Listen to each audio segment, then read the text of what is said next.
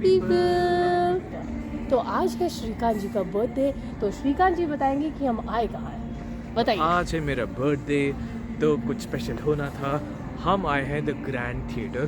The grand theatre एक new addition है new Cairo में।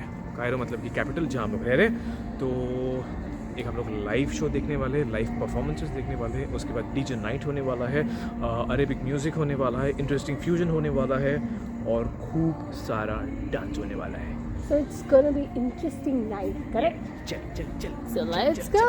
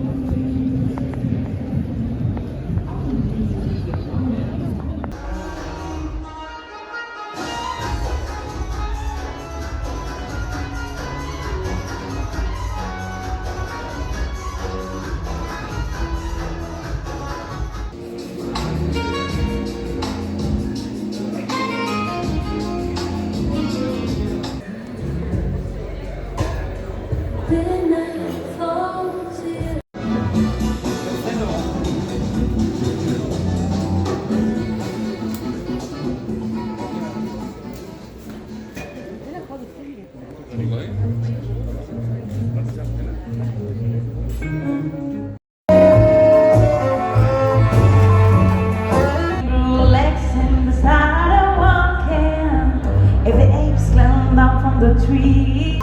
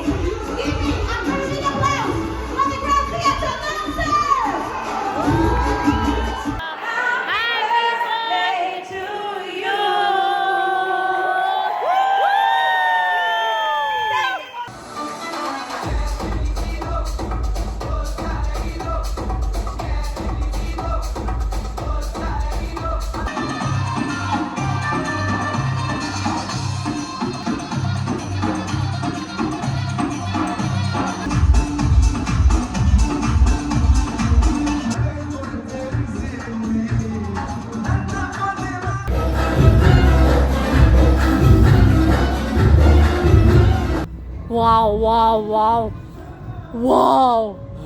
Thank you, Shika. Thank you. Thank you. Happy birthday Happy to me. birthday. What? I mean, what an experience. लोग पीकर नाच रहे थे, हम लोग बिना पिए ही। खुश थे। Good morning. Good morning, sir. हाय, गुड मॉर्निंग। बात नहीं करते क्या आप? Hello people. Hello people.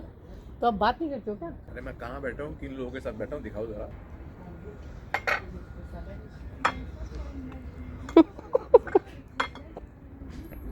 मतलब देख ही नहीं रहा।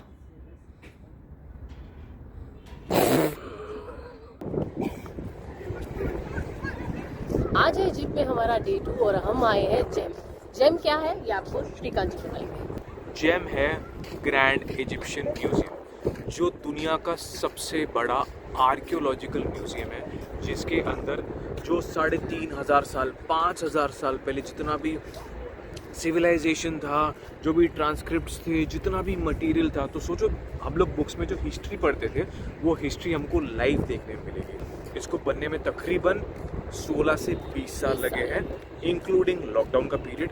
ये अभी भी 100% पूरी तरह से कंप्लीट नहीं है मेरे हिसाब से। कुछ पार्ट अभी भी इसका बन रहा है। तो अंदर जाके देखेंगे, एक्सपीरियंस करेंगे, हिस्ट्री के अंदर जाएंगे। This is actually getting into history class.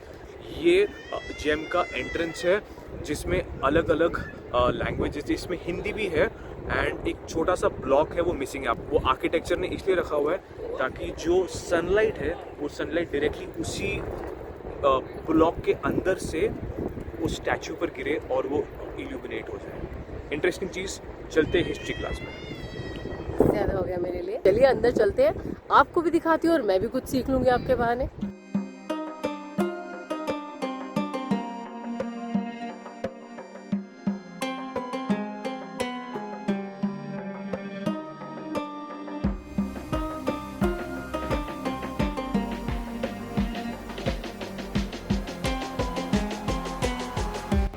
Is the most beautiful part इस म्यूज़ियम का। यहाँ पर हर स्टेयरकेस पे अलग अलग एरास के स्टैचूज रखे हैं, किंग्स, क्वींस, गॉड्स, स्फिनिक्सेस, सबके।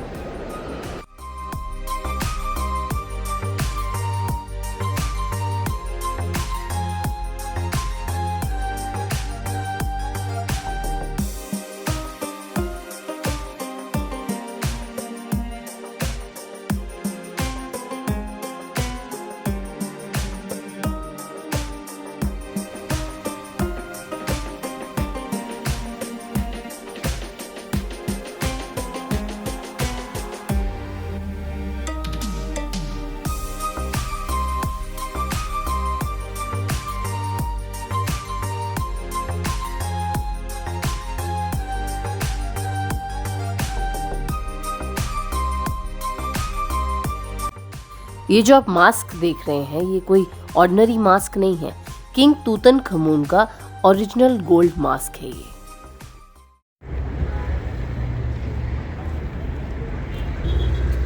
निकल गए हम लोग म्यूजियम से बाहर। म्यूजियम बहुत बड़ा है, इतनी चीज़ें दिखाने को और इतने सारे फ्लोर्स हैं कि मैं देखते देखते थक गई, और इसलिए मुझे लगा कि आपको भी कितना ही दिखाऊंगी। तो जितना कवर हुआ मैंने कवर किया। हम लोग फ़िलहाल वीज़ा में थे और 2 दिन के स्टे के बाद आज जा रहे हैं हम कायरो में आज का दिन स्पेंड करेंगे, फिर निकलेंगे लग्जर के लिए। सो ये था प्यारा सा रूम जहाँ पर हम लोगों ने स्टे किया, और इस प्रॉपर्टी का मिनी व्लॉग आप इजिप्ट सीरीज़ ख़त्म होने के बाद मेरे चैनल पे देख सकते हैं।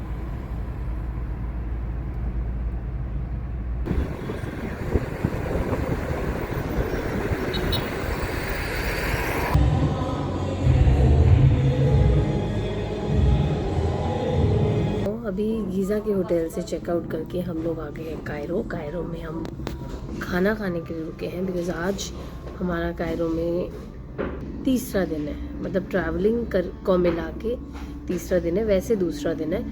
और 3 दिन से हमने भर पेट खाना नहीं खाया है, हमें प्रॉपर खाना नहीं मिल रहा है, लाइक प्रॉपर इंडियन फूड नहीं मिल रहा है। मेरे लिए तो ऑप्शंस बहुत ही मतलब नहीं है, श्री के लिए भी जो ऑप्शंस है वो चिकन है, वो सब है, लेकिन वो भी हम लोगों के पैलेट को सूट नहीं कर रहा, बिकॉज टेस्ट थोड़ा अलग है यहाँ पर, तो खाने को लेके बहुत ज़्यादा प्रॉब्लम हो रही है। तो फाइनली श्री ने एक इंडियन रेस्टोरेंट ढूंढा और हम यहाँ खाना खाने आए हैं। इस जगह का नाम है नमस्ते। खाना खाते हैं, उसके बाद बताती हूँ आगे क्या है, क्योंकि अभी ब्रेन पूरा फॉगी हो गया। तो कैसा लग रहा है 3 दिन के बाद खाना खा के? शांति? मैं भी लेती हूँ थोड़ा सा सुकून।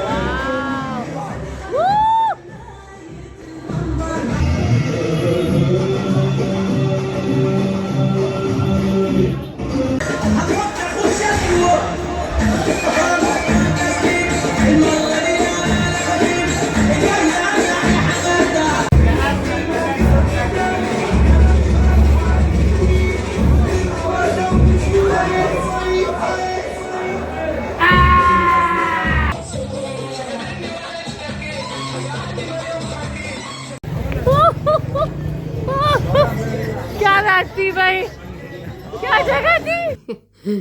तो कहाँ से शुरू करूँ, कहाँ ख़त्म करूँ, क्या बताऊँ और क्या ना बताऊँ। मतलब आप कितने भी प्रिकॉशंस ले लो, कितनी भी तैयारी कर लो, कितना भी कोशिश कर लो कि कुछ गड़बड़ नहीं होगी, आप बिल्कुल वेल प्रिपेयर्ड अपने घर से निकलते हो किसी भी बाहर देश के लिए, पर कुछ ना कुछ ऐसा हो ही जाता है जहाँ पर आप फंस जाते हो या अटक जाते हो। कल ऐसा ही कुछ हुआ हमारे साथ जब हम खनन कलीली मार्केट से निकलकर हम अपने बस स्टॉप के लिए गए। ब्लू बस से हम कायरो से लग्जर आने वाले थे, तो हमने अपनी टिकट्स आज से कुछ 2 हफ्ते पहले या 3 हफ्ते पहले ही बुक कर दी थी। ये लग्जरी बस थी, 5 स्टार बस थी और हमें चाहिए था कि एक बस का एक्सपीरियंस हम लोग ज़रूर करें। तो हमने फ्लाइट ना बुक करके उतने ही प्राइस की हमने बस बुक की। उनका ऑफिस होता है वहाँ पे। बंदे ने बोला कि आपकी बुकिंग ही नहीं है, तो श्री ने अपनी बुकिंग दिखाई कि ये देखो मेरी बुकिंग है। बोलता है या sorry I did not check properly, आपकी बुकिंग है। तो उसने हमें टिकट का प्रिंट आउट निकाल के दे दिया और कहा कि आपको थोड़ी देर वेट करना है, आपकी बस 12:30 बजे आएगी। तो मैंने श्री को तभी बोला कि हमारी बस तो 12 बजे की थी ना, तो 12:30 क्यों? तो उसने बोला शायद लेट हो गई होगी, यहाँ पे भी इंडिया की तरह हाल है, शायद लेट हो रही होगी बसेस। तो हमें लगा ठीक है चलो कोई बात नहीं। हम लोग इनफैक्ट 11 बजे ही वहां पहुंच गए थे। बस आती है, हम लोग लगेज रखते हैं, हम लोग बस के अंदर चढ़ जाते हैं और बहुत स्मूथली सब हो रहा था। सडनली जब टिकट चेक हुई, स्कैन हुई, तो हमें ड्राइवर ने बोला कि आपकी तो ये बुकिंग ही नहीं है।